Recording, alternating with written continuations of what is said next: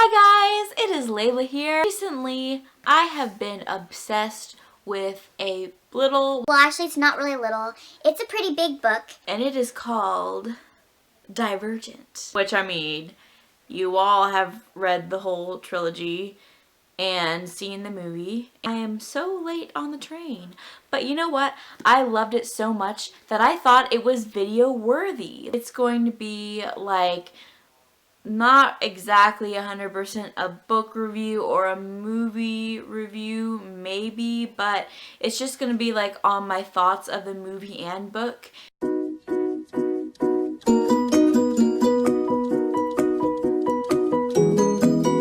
There's going to be tons of spoilers in this video, so if you don't want this spoiled for you, then this probably isn't the video for you to watch. But on the other hand, if you want to be spoiled, then be my guest and watch this video. Like, I ain't stopping you. So I have a few things to say before I actually really get into it. First, I've only read Divergent. I am actually waiting for the next book to download on my tablet as we speak. Because, you know, that is what happens, like book lovers or just anybody, when you're really into a book and you finish it, you have to have the next one right away. Yeah, like, I'm no different. So yeah, I bought the next book. The first thing that I have to say that will come to no surprise is that the book is way better than the movie. Don't get me wrong, the movie was so good, but in a different way, because I watched the movie like right after it came out on DVD last year, and then when I was finishing this, I'm like, you know, I should, watch the movie, refresh my memory. I really do have to say that the setting of the book reminds me of the setting in my head that I envisioned. And maybe that is because I watched the movie first. It had been a long time, so I kind of had my own ideas of what it would look like. Like, okay, my biggest issue is that they showed too much Janine in the movie, and okay, in the books Janine wasn't even shown until like the end of the book, and she didn't even meet Triss until the middle of the book, and in the movie she meets her like in the beginning and says, choose wisely. Like, I know it's Kate Winslet and all, and they're trying to get her in the movie as much as possible because she is like a huge star, and she kind of like her name, she should get more screen time than Janine probably should have gotten it, but it just kind of messed it up because I just know I don't even know, Janine just wasn't a very important character until the very end. Janine definitely did not shut down the program, stealing Forest Thunder. That is not cool. Another thing that I feel like they should have done is show more of Four and Triss. Like, in the books, I feel like it is painfully obvious that he has a big crush on her. And in the movie, it's either like he could like her or he could not like her. Who knows? Like, I feel like it just wasn't... there wasn't enough moments for them to really know. Like, in the book, they were all over each other. In the movie, they were not so much. One scene that they did not put in was the visiting day scene from the book, and I thought that was really good because it kind of set the whole tone for abnegation versus erudite, and I just thought it was a good one. And another thing with Triss's mom, in the very end of the movie, they didn't reveal that she was a Divergent herself, which when I read that, I'm just like, I knew it!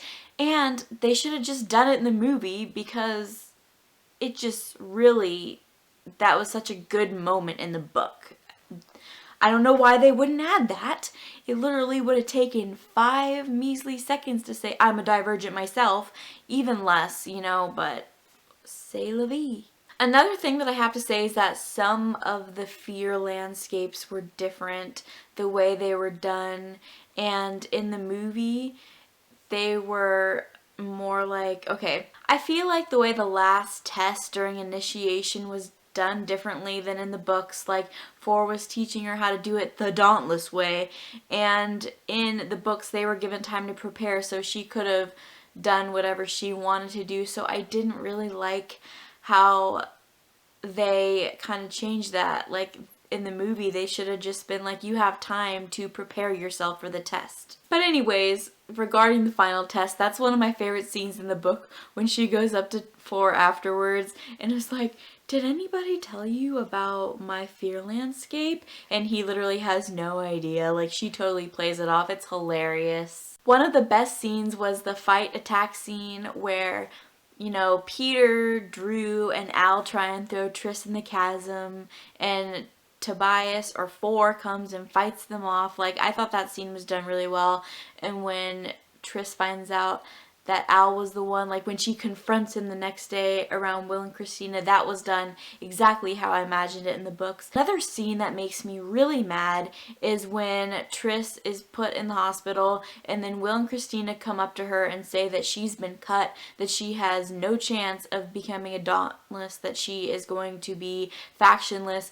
And in reality, that never ever happens in the book. She's always close to the bottom, but she's never at the bottom. And I hate how in the movie it made her seem like she was so weak. Like, yeah, she was at the bottom of the list, but she was just like barely making it. But I don't like how they made her like at the very last rock bottom spot, because she was never at the rock bottom spot. I have to say though, the whole entire last portion of the movie, like when they're all injected and they're all like sleepwalking and killing people, and then Tris and Tobias break free, that is exactly how I imagined it. Also when she's saved by her mother, and then when her father sacrifices himself for her, that is exactly how I imagine it. Oh, and then when Tobias is under the spell, I guess, the serum, I can't think of a better way to put it,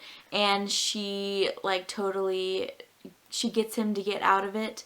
I imagine that, but not the very, very end when, like I've already talked about, Janine putting the program down and how she like stabbed Janine's hand. Like, that never happens in the book. Like, that's so dumb. It's like there are some moments where when I imagine them from the book, they were exactly alike, and then there were moments that they added and I'm just like, what are you even doing?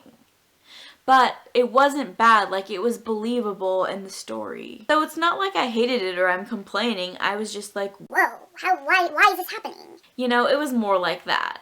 All in all, I thought the movie and the books were amazing and phenomenal. All in all, I really enjoyed both the movie and the book. Like, I know I've been saying like all these things that were kind of like wrong, and this sounds more like a negative video, but it's not. It's more informational, what I was like thinking, like my thought process as I was watching it versus reading it, and how like the things were different that I wasn't quite expecting.